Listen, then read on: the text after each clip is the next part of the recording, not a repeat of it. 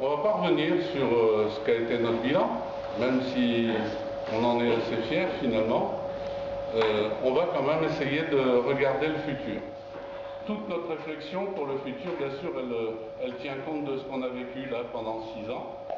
C'est-à-dire, on est bien marqué par ce qu'on a vécu et on essaye d'envisager l'avenir.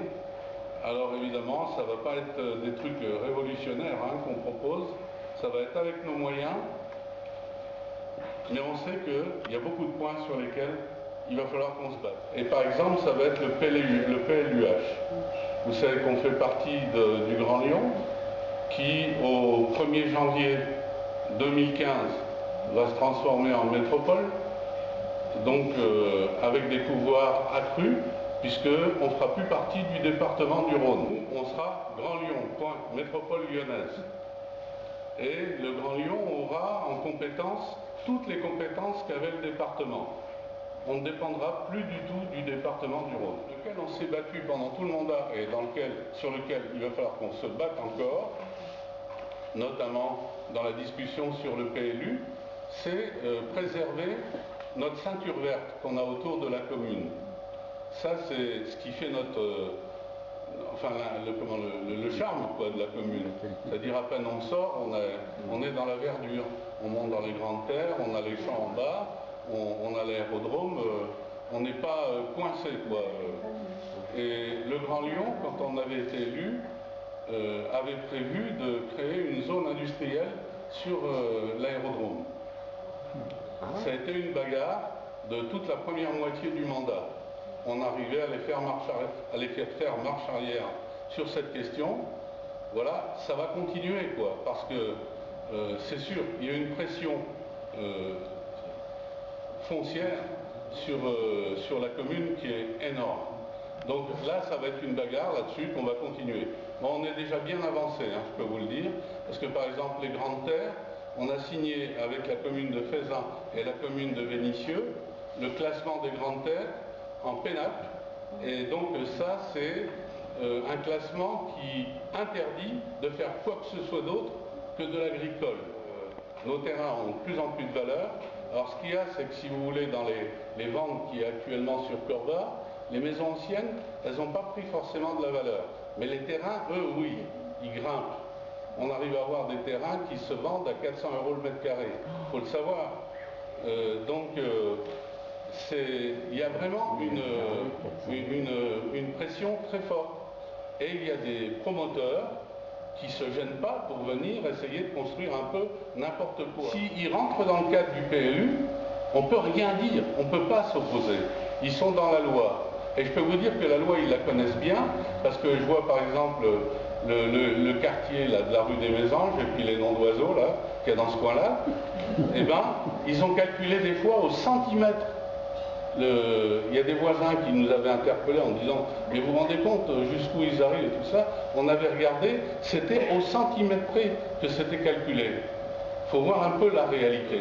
Constituer une réserve financière pour avoir une politique foncière, c'est la ville, depuis un certain nombre d'années, disons les 2 précédents mandats, il n'y a pas eu de politique foncière et on en souffre maintenant. C'est-à-dire qu'une ville qui ne maîtrise pas son foncier, vous le comprenez bien, ne peut rien faire. Ça, c'est clair. Et c'est la porte ouverte à tous les privés qui veulent faire n'importe quoi.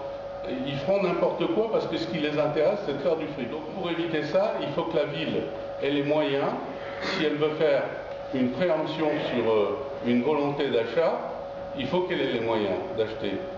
Et ça fait plusieurs années, nous, qu'on a commencer à mettre de côté un peu d'argent pour pouvoir répondre à des achats.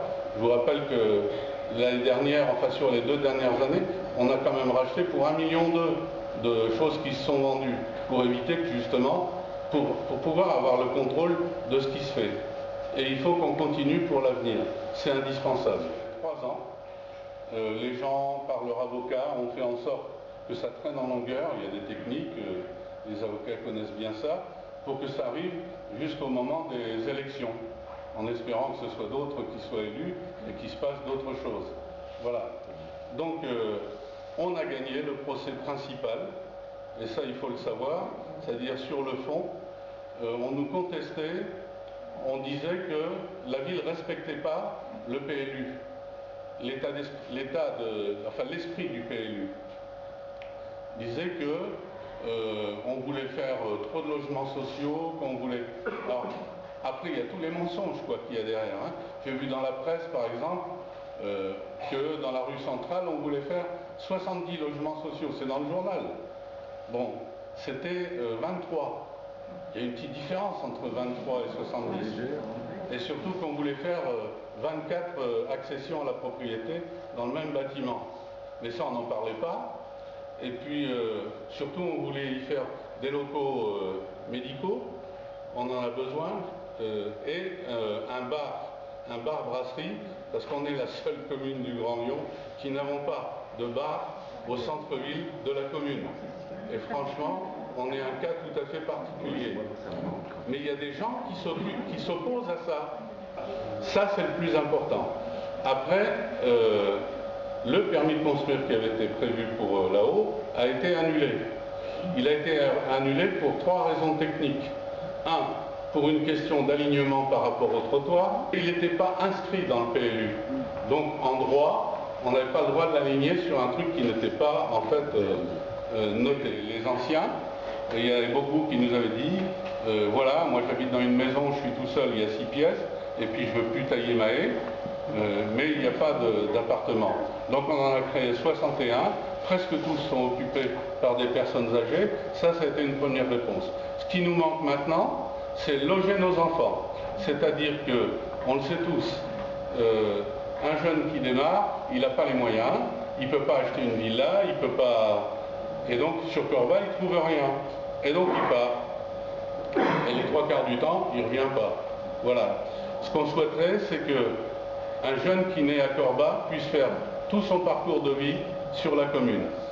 Nous, en tout cas, on est rentré dans toutes les commissions d'attribution des sociétés de HLM qui sont sur Corba et qu'on contrôle tout ce qui se passe. Alors, je ne dis pas qu'il ne vient pas de temps en temps des gens d'extérieur, mais en tout cas, à chaque fois, il y a la priorité aux Corbasiens. Et ça, il faut le savoir. Mais ça, il faut se battre là-dessus, c'est sûr. Et aussi,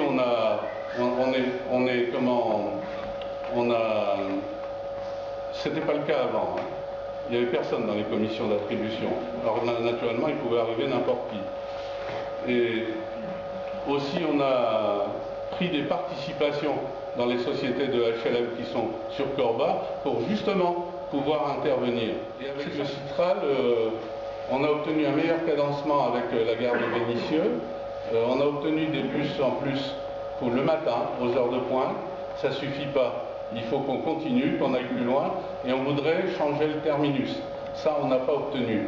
Le terminus actuel qui est dans le chemin de Grange Blanche, il ne convient pas aux habitants qui habitent autour. Il faudrait qu'on arrive à le pousser un peu plus loin. Pour l'instant, on n'a pas abouti. Ça va être un combat du prochain mandat. Avant la fin du prochain mandat, tout le monde aura accès au très haut débit. Et pas seulement la DSL comme on a avec Numéricable. Non, le très haut débit, là, 100 mégas. Oui, tout le monde aura ça avant la fin du mandat.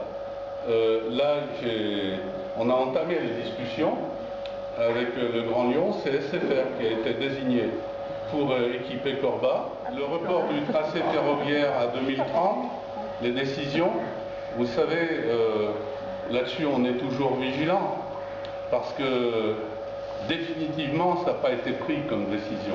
Ce qui a simplement été pris, c'est un report à discussion jusqu'en 2030. Donc,